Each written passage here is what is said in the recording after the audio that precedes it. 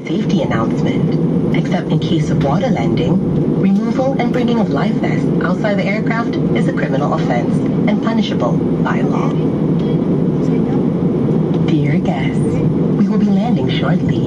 Please return to your seat, put your seat upright, ensure your seatbelt is securely fastened, stow your tray table, and open your window shade.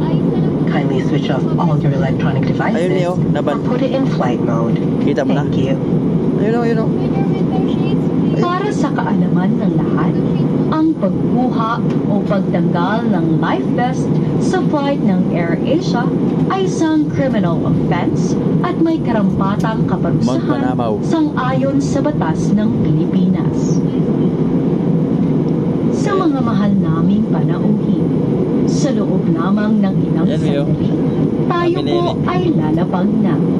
Mangyari lamang na bumalik na sa mga upuan, ituwid ang mga sandalan, at ikabit ang seatbelt. Yan, palayan. Iklupin na rin ang mga mesa at buksan ang tabing ng mga bintana.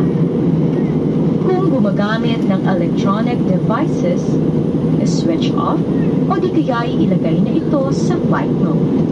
Maraming salamat po.